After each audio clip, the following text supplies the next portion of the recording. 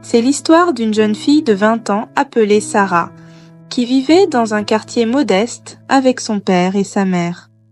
Sarah était une jeune fille particulièrement remarquable, de par sa différence qui la distançait des autres jeunes de son quartier. Elle était toujours isolée, seule dans son coin, sans amis, et ne parlait pas beaucoup. En effet, Sarah était très introvertie. Ce caractère affiché par Sarah avait une cause principale. Il s'agissait des situations traumatisantes auxquelles Sarah faisait face quotidiennement. Vivant avec ses parents, Sarah subissait un manque d'attention de leur part.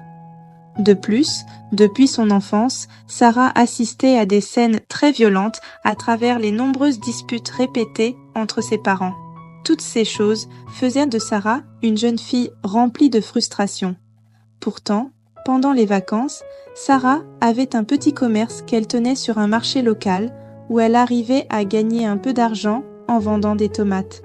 Pour elle, le marché était un lieu de paix et de libération, le seul endroit où elle pouvait ressentir un peu de tranquillité mentale et d'esprit, ce qui la rendait souriante uniquement lorsqu'elle y était. La rentrée scolaire approchait et Sarah devait reprendre les classes pour poursuivre ses études. Cependant, le plus gros problème était que Sarah ne se sentait pas à l'aise à l'école, ce lieu ajoutant plus de frustration à son âme. En effet, Sarah subissait à l'école des discriminations et des regards dénigrants à cause de sa couleur de peau. Jeune de 20 ans, remplie de nombreuses frustrations et traumas, Sarah grandit en devenant une jeune fille dépressive. Durant cette période de son adolescence, des esprits malveillants venaient frapper à la porte de son âme. Le premier esprit qui venait s'appelait isolement social.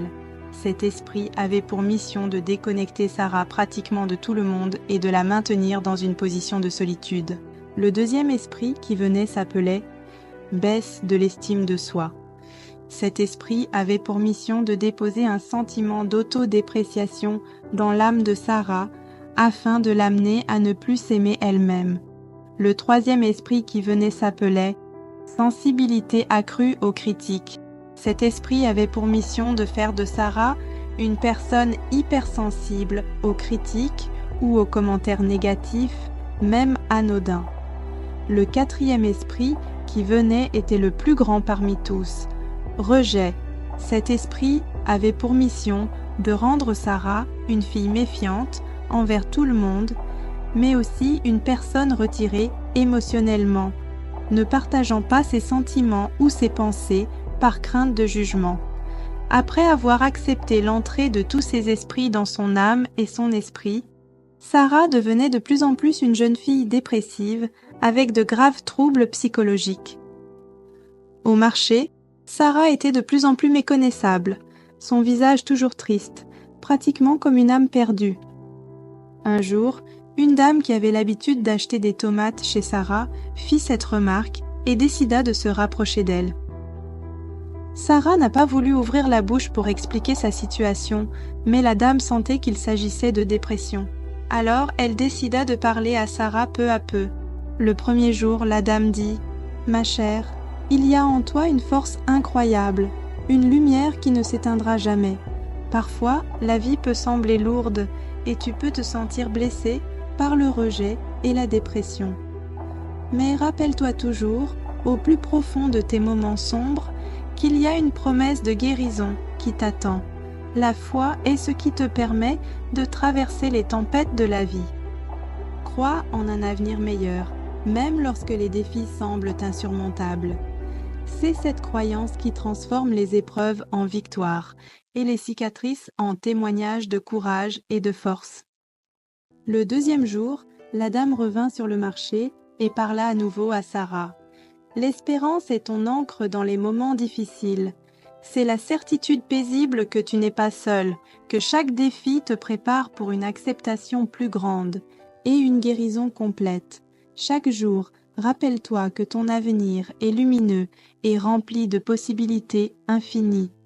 Malgré ces 2 jours, Sarah ne disait rien.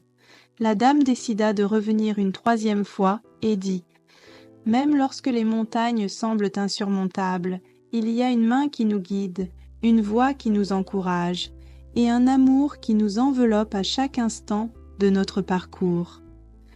Trouve la force en toi-même pour embrasser ton nouveau départ, afin que par tes douleurs, tes frustrations et ta souffrance, tu sois une source de bénédiction pour plusieurs personnes. Dans la vie, Dieu a choisi les choses folles du monde pour confondre les sages, et les choses faibles du monde pour confondre les fortes. Après ces mots, une larme coula du visage de Sarah, comme les eaux apaisant son âme, et Sarah trouva la guérison. Elle offrit un sourire à la dame et lui dit « Merci ».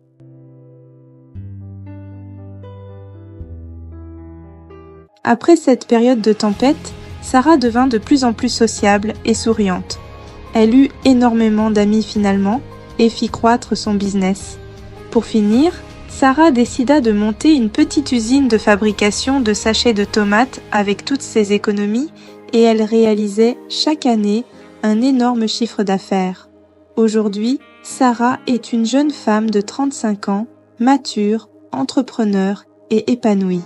C'était La plume de l'âme. Nous vous disons à bientôt pour une prochaine histoire.